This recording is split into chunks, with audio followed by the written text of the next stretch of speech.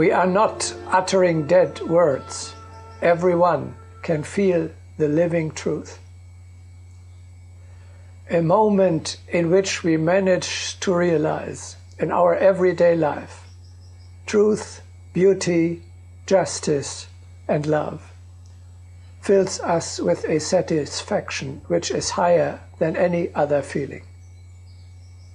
We feel that at this moment we live up to our highest mission and are close to heaven.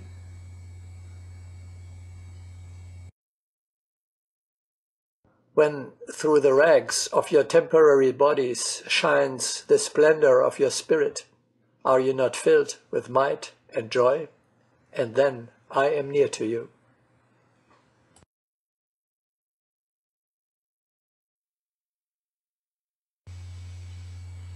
We actually suffer from situations in which the spirit is gone, which are determined by the narrow earthly conditions, by material hardships, discord, evil, or chaos, by falsehood, injustice, ugliness, or lack of love, even when we ourselves are not at all affected. We long to overcome such unworthy situations.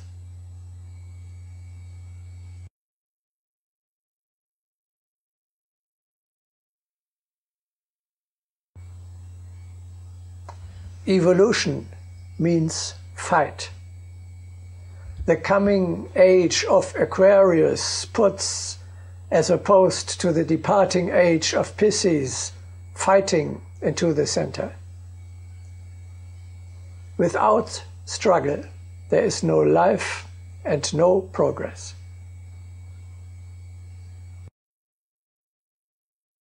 Every atom of cosmos is battling.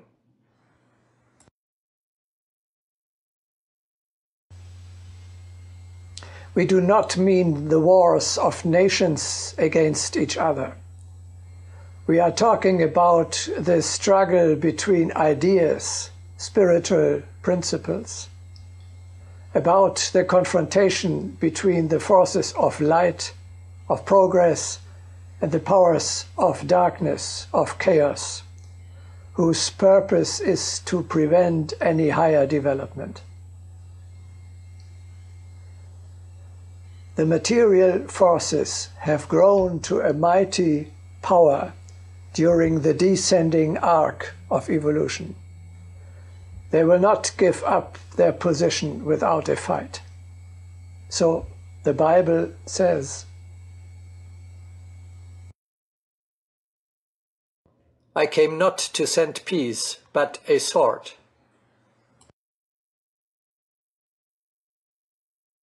And Agni Yoga,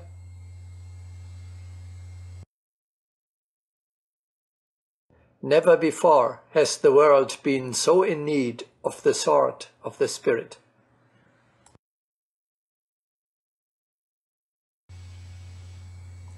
The forces of the Spirit and of materialism are hostile to each other. They are struggling for supremacy over every single individual and over the planet as a whole. Man alone has it in his hand to help one or the other side to victory.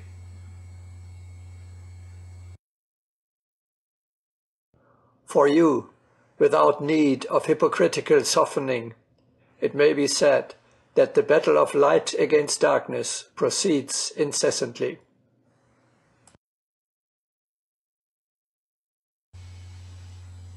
In this battle, every one of us has to choose his place. make sure that you do not serve the wrong side with your work, not even under the pretext of the necessity to earn your daily bread.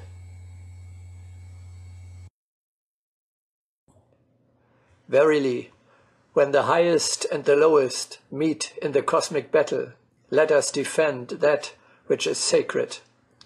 In the cosmic battle, let us manifest that by which the life of the future is constructed.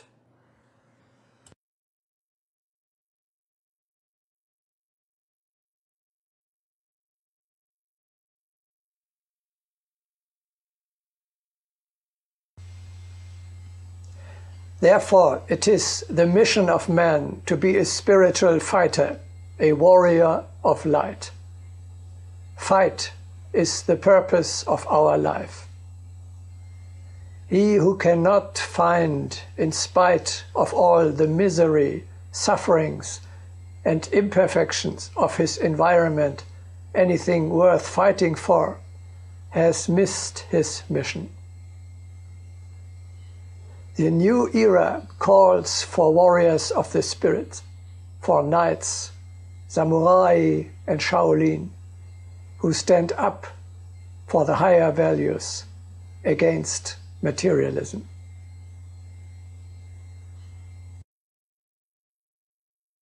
Battle is our destiny, and one must simply include it in the daily plan.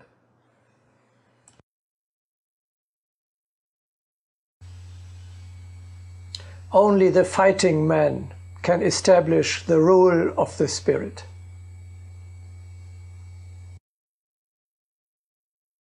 It is necessary to become as accustomed to battle as to daily labor.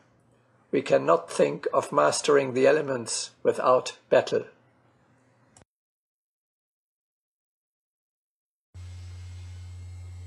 The sign of the departing age of Pisces was the dove, the symbol of a pure, peaceful creature in a brutal environment.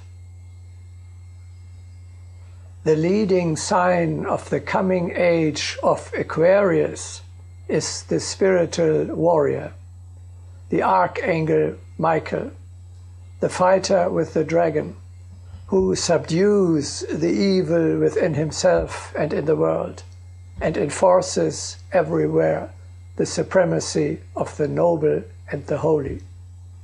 Its symbol is the lion.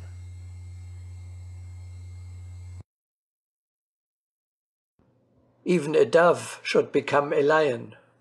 Formerly we sent the olive branch of peace. Formerly the dove was our symbol. Now it is the chalice of achievement. Yes, each age has its symbol.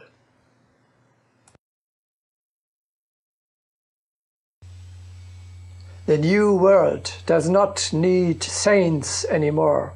It needs fighters.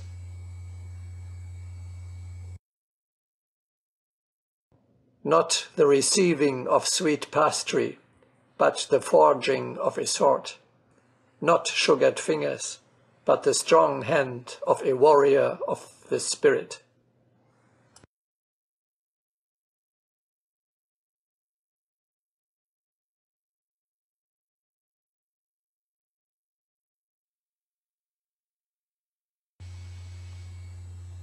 At the lower levels, creatures like the animals are driven by the evolution without their being aware of it.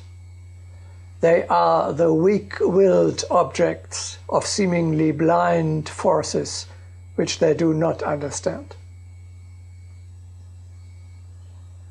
Man, however, has gained a consciousness of his higher nature. He has acquired so much insight that he can recognize the course of evolution, its laws and its direction. Moreover, he is so far advanced that he, as the first living being on earth, is able to work together with the higher powers, to purposely drive evolution forward and to consciously participate in the uplifting and spiritualization of himself and of the earthly conditions. Life is service for the evolution of the spirit.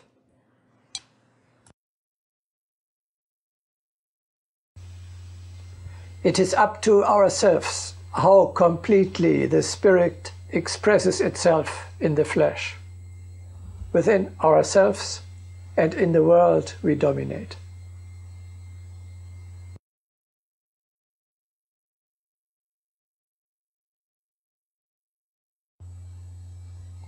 What a wonderful idea. You are called upon to participate as a creator and a builder, side by side with the higher powers, in the great universal work of evolution. Can there be a more beautiful, a greater, a more worthy task? People must be participants in evolution. A great many people prefer not to realize that they can take part in world construction.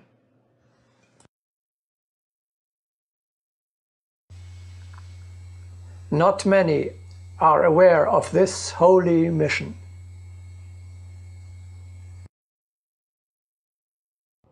Man, who has been predestined by cosmos to be a builder and co-creator, has turned himself away from this crown. When thought wandered from the sacred destination of being, the very meaning of being evaporated.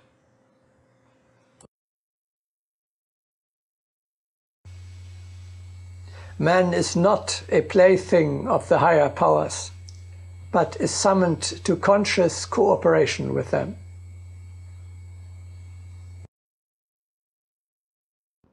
Even a dove should become a lion. Formerly we sent the olive branch of peace. Formerly the dove was our symbol. Now it is the chalice of achievement. Yes, each age has its symbol.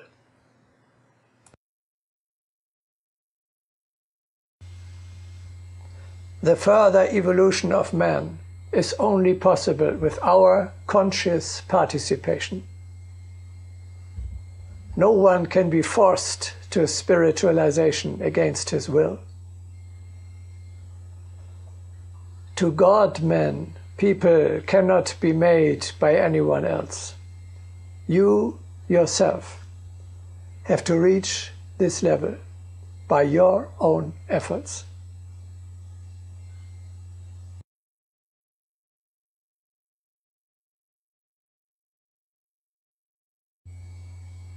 The mission to enforce the higher will on Earth leads us to the collaboration with the hierarchy and its representatives on this planet, the Brotherhood of the Mahatmas of Shambhala. Hierarchy is nothing else than cooperation between above and below.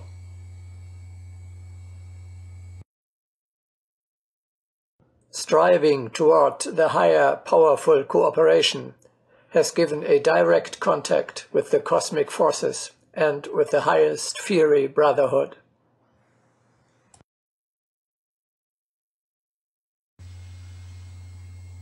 Man, as a cosmic co-worker, must understand himself as a helper of the brotherhood.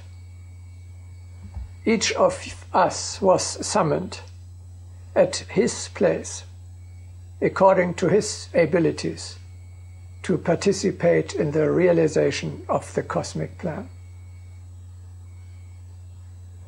It is of no importance where you stand, whether at the top or at the bottom. As long as you are a link in the chain of hierarchy, as long as you serve at your designated place, you take part in the dignity of the great work. Two of my favorite saints had, during their entire life, no other external worldly position than that of a gatekeeper of their monastery. Saint Alfonso Rodriguez and Saint Conrad of Partham.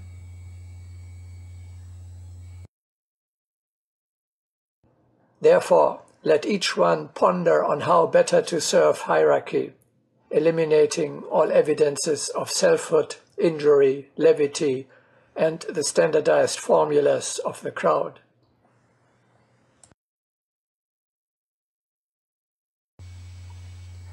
You would commit betrayal to yourself, to your higher self, and to your mission, were you to refuse this call for cooperation.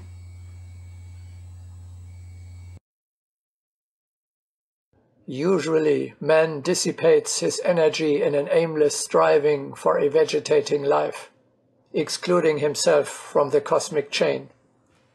Therefore, we say that a man can create his own world as a part of the world community, or become a link with the cosmos, and thus become a cosmic co-worker. Thus, striving brings one to infinity.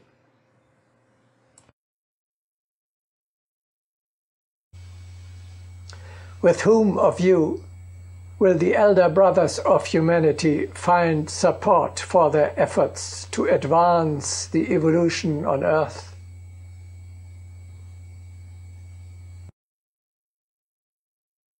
But where are the people who will direct the cooperation of their energies to the subtle world?